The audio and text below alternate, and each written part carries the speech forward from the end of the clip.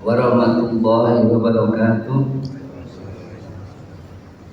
Wassalatu wassalamu ala rasulillah wa ala alihi washabihi wa man tabi'ahum ila yaumil qiyamah. Subhanaka la ilma lana illa ma 'allamtana innaka antal alimul hakim.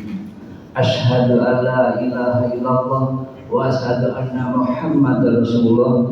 Allahumma shalli ala Muhammad wa ala ali Muhammad. Alhamdulillah wa syukurillah.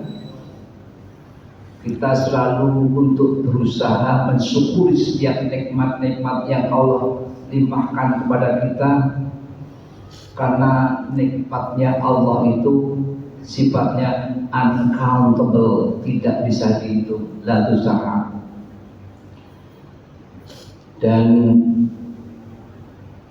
pada pagi ini,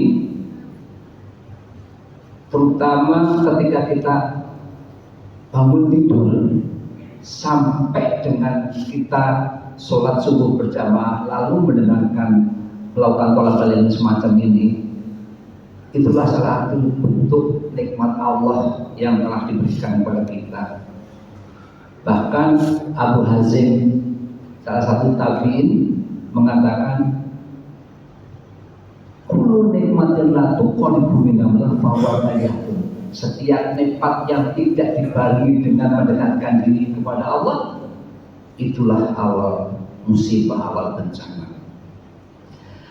Ketahuilah saudaraku, di dalam hadis Abu Daud dan Ahmad, Rasulullah SAW itu mendawamkan, membiasakan, melazimkan, selalu berdoa, Allahumma a'inni ala zikrika wa syukrika wa husni ibadatik. Dan alhamdulillah kita aplikasikan dalam setiap sholat kita. Ketika apa? Ketika sebelum salat, ke kanan dan kiri kita membacakan itu. Nah, coba perhatikan, ada 3 permintaan Nabi kepada Allah Jalla wa'ala. Yang pertama adalah mengingat Allah, Allah mengenal zikir.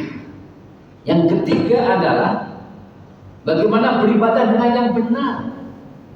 Dan yang kedua, yang paling penting ini, bagaimana Nabi bersyukur atas nikmat yang Allah telah berikan kepada Nabi. Dan itulah yang diminta oleh setiap saat Nabi.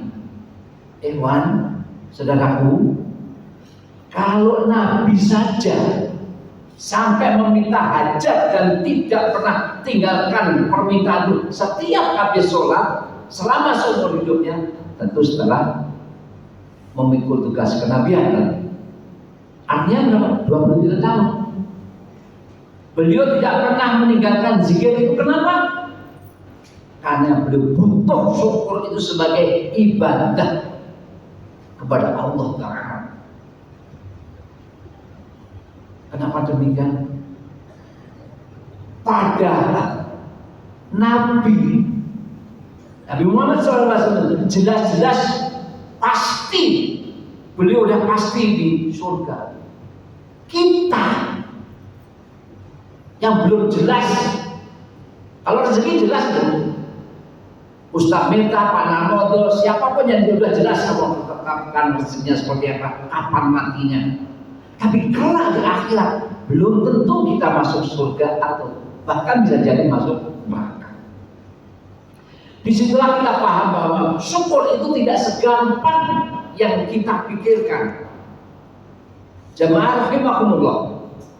Bahkan kadang-kadang kita berasumsi bahwa sabar itu berat, syukur itu lebih gampang. Oleh karena itulah banyak orang berpikir kalau syukur itu pasti bisa dilakukan. Belum tentu bahwa pada ibu yang orang mati.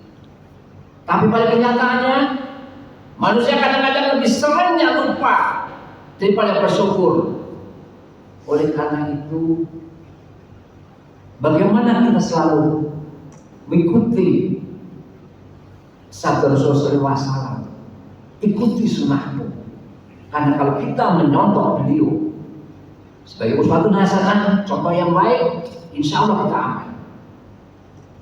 Salawat dan salam meningkatkan kepada uswatun hasanah kita, Nabi akhir zaman Nabi Muhammad SAW.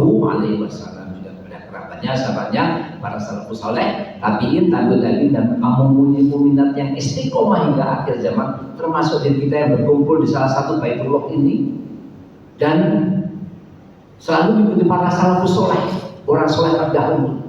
Maka doa kita kepada mereka ada ridwanullah alaihim. Semoga Allah meridhoi mereka semua. Masyaallah muslimin rahimakumullah. Di Sabtu yang lalu dan Sabtu-Sabtu sebelumnya telah diketengahkan beberapa nama neraka. Ada neraka jahanam, ada neraka jahim, ada neraka sakor. Dan ada dasarnya tentu. Kalau neraka jahim itu ada di surat 82 Al-Infitor ayat 14. Kalau neraka jahanam ada di Al-Buruj surat 85 nomor ayat 10. Kemudian Al-Mudaththir. Ini yang penting. Jangan sampai kita ditanya oleh sesama penghuni surga. Pertanyaan kepada kita, masalakum fi saqar? Apakah apa yang memasukkan kamu ke dalam neraka saqar? Lalu dijawab, lam nakum minal sholihin. Mereka menjawab, kami dahulu tidak termasuk orang-orang yang mengerjakan sholat. Itulah pentingnya kita memahami dan mengetahui dan mengikuti pola Allah, pola Rasul, pola sahabat. Kemudian pada kali ini, pagi ini akan dikatakan tentang neraka sa'ir. Neraka sa'ir ditandai dengan api yang membara. Calon penghuni adalah mereka yang melakukan kesyirikan dan menyekutukan Allah dalam ibadah. Disebut sa'ir karena sesuatu yang dinyalakan dan berkobar. Kata sa'ir disebut beberapa kali dalam surat Al-Mulk.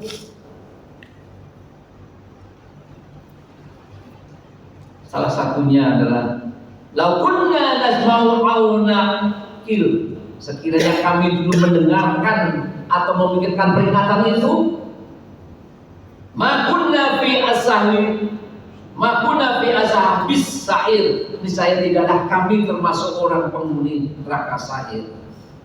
Bahwa dari itu yang rahmati, neraka sa'ir digambarkan dari tempat dengan api yang menyala-nyala dan membara, tidak pernah padam sejak diciptakan. Kenapa saya mengetengahkan ini? Ini adalah peringatan bagi saya terutama, dan juga mungkin para jamaah, betapa pentingnya kita memahami pola Allah, pola Rasul, pola sahabat ini. Calon penghuni neraka sa'ir diperuntukkan bagi mereka yang melakukan perbuatan dosa seperti mengingkari ayat-ayat Allah dan menentang dakwah para nabi, mengabaikan peringatan Allah dan membantah tentang Allah tanpa dasar dan pengetahuan, mengikuti langkah setan. Ini dia, memakan harta anak yatim secara zalim, melakukan kesyirikan dan menyekutukan Allah dalam ibadah. Bapak dan Ibu yang Allah rahmati, bahkan Rasulullah SAW telah mengingatkan kita di dalam hadis Sahih Bukhari nomor 6487. Rasulullah bersabda, ujibatin nar bisyahawati. Neraka itu dikelilingi dengan syahwat, sesuatu yang disukai. Ghibah, nyolong, zina, sirik, semuanya. Rasulullah ingatkan kita. Tapi Rasul juga mengingatkan juga, wa hujibatil jannatu fil makarih, dan surga dikelilingi dengan sesuatu yang tidak disukai. Contoh, bangun pagi, sholat di masjid. Berapa banyak orang yang bangun pagi jam 3, jam 4 bangun tapi tidak masjid. Kalau ada usul syar'i, ada usul syar'i ya tentu tidak apa-apa. Sakitlah, ada corona, sok silakan. Tapi yang maksudnya itu surga itu dikelilingi dengan sesuatu yang tidak disukai oleh manusia. Ikhwatul iman rahimakumullah. Dalam hadis ini Rasulullah mengabarkan kepada kita bahwa Allah telah menutupi neraka dengan syahwat, yaitu kesenangan dunia yang diharamkan. Kesenangan dunia tapi diharamkan, kayak motor, main kartu, dan segala macam. Seseorang tidak akan masuk ke dalamnya kecuali ia nekat membuka tutupnya dengan memperturuti hawa nafsu. Sebab neraka memang ditutupi oleh hal itu. Barang siapa membuka tutupnya, maka ia akan terperosok di dalamnya. Jelas, ini peringatan bagi kita. Para ulama mengatakan hadis ini mengandung kalimat-kalimat yang indah dengan cakupan makna yang luas serta kefasihan bahasa yang ada pada diri Rasulullah SAW, sehingga beliau membuat perumpamaan yang sangat baik dan tepat. Oleh karena itu, saudaraku, mari kita selalu ingat bahwa jiwa manusia itu condong pada kejelekan, kecuali ada kecualinya. Allah tegaskan di surat Yusuf ayat 53, inna, sesungguhnya jiwa manusia menyuruh pada kejelekan. Inna nafsala amaratum bisu, sesungguhnya manusia itu menyuruh pada jiwa manusia menyuruh kepada kejelekan. Illa, kecuali warahimah rabbi, kecuali jiwa yang dirahmati Tuhan. Artinya apa? Ya kita mesti mendekatkan diri kepada Allah. Every time, every day, every single, semuanya, kapanpun, dimanapun juga harus kita. Atau balik berkata tentang ayat ini, jiwa yang dimaksud ada jiwa para hamba, artinya kita. Ia senantiasa memerintahkan pada perkara yang disenangi nafsu, sementara hawa nafsu itu jauh dari ridhonya Allah Ta'ala. Iya. Memperturutkan hawa nafsu, contohnya begadang terus sambil main HP terus, sesuatu yang Allah tidak ridho banyak. Jamaah berdiskusi rahimakumullah. Satu hal kita sudah menambah dari nama-nama neraka itu, yaitu neraka sa'ir. Dan di neraka itu, walaupun sedetik pun jangan sampai kita masuk. Makanya itu berusaha dari sekarang kita tinggalkan hal-hal yang batil, kita lakukan hal yang lapok.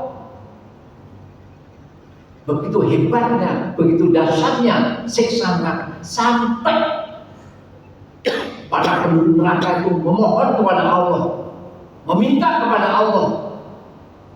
Salah satunya ada di surat 23 Al-Mu'minun ayat 107. Rabbana akhrijna, ya Tuhan kami, keluarkanlah kami, karena udah gak sanggup. Ketika ditolak oleh Allah, maka orang penghuni neraka itu mencoba meminta kepada malaikat-malaikat agar Allah mematikan mereka dan tidak lagi merasakan azab yang pedih. Itu ada di surat 43 surat Zukhruf ayat 77. Mereka berseru, hai Malik, liyaqdi alaina rabbuk, biarlah Tuhanmu membunuh kami saja. Namun malaikat menjawab, innakum makithun, kamu akan tetap tinggal di neraka ini. Alhamdulillah, alhamdulillah. Ini sekali lagi ini peringatan bagi saya. Jamaah pecinta ilmu syar'i rahimakumullah. Permohonan ketiga dari para penghuni neraka adalah penduduk neraka meminta kepada penjaga jahanam agar Allah Ta'ala meringankan azab mereka sehari saja, satu hari.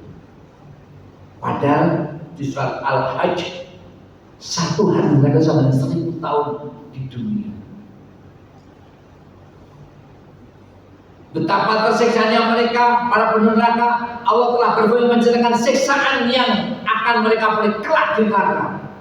Ini peringatan bahwa pada ini bisa jadi di antara kita, kalau kita berbuat zalim, kalau kita menyelisih Rasul, kalau kita tidak mengikuti pola Rasul-pola sahabat, maka salah satu siksanya kelak di neraka ada di surat An-Naba ayat 24, surat 78. La yadzuquna fiha bardan wala syaraba.